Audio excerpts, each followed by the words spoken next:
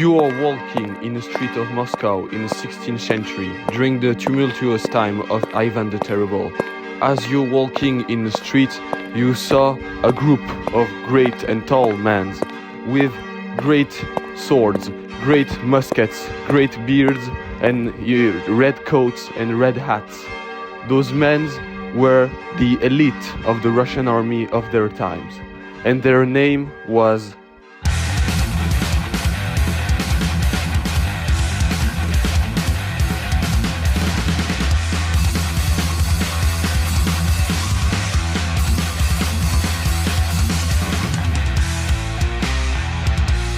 They were founded in 1550 during the reign of Ivan IV, Ivan the Terrible, to take the role as policemen, military, and they were like the first true military of Russia. We can also add that they were the Tsar personal bodyguards, and they can also do like anti-fire actions, like kinda like firemen of their times.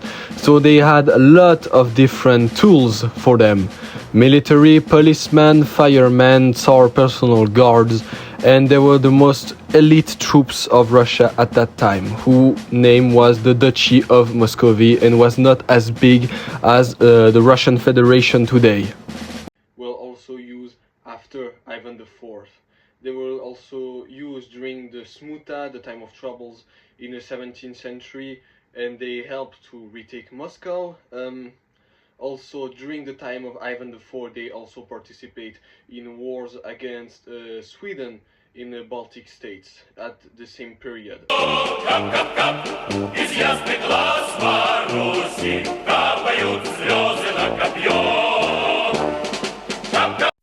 By the end of the 17th century, the Russian Tsar has tried to restrain the power of the streltsy, because they were becoming more and more powerful, and Russia wanted to modernize and have more control on its army. So as time went by, the streltsy were becoming more and more angry at the Russian government, well, more the Russian Tsar, for trying to take out their power and to be more integrated into the sphere of influence of the Tsar.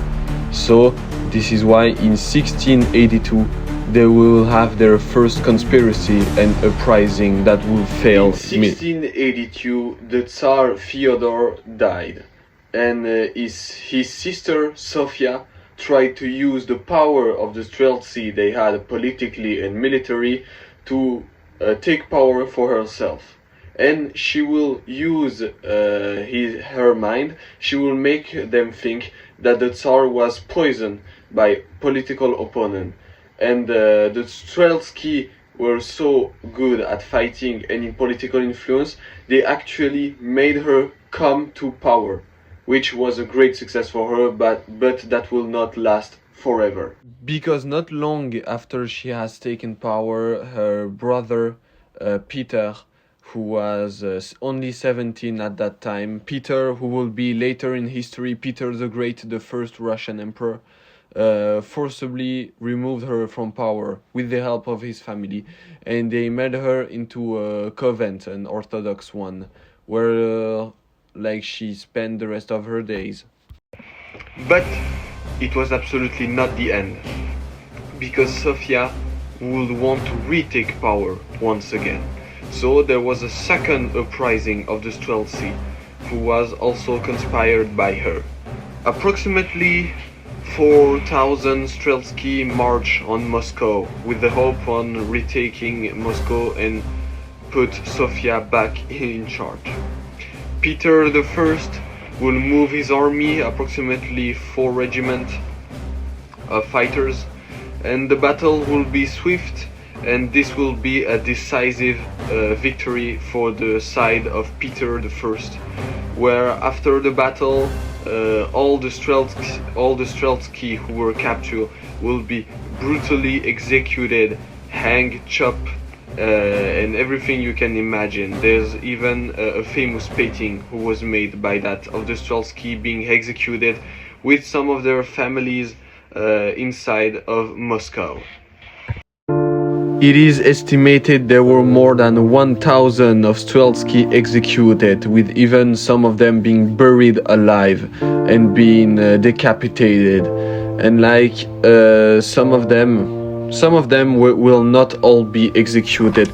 The youngest one will just be still being in the army, but they will just be in remote places of the Russian Tsardom and with limited political power. They will still be in use in the Russian military until 1720, where they will be finally disbanded, putting an end to one of the most famous Russian units of their military of their time, and especially the first Russian army of the time.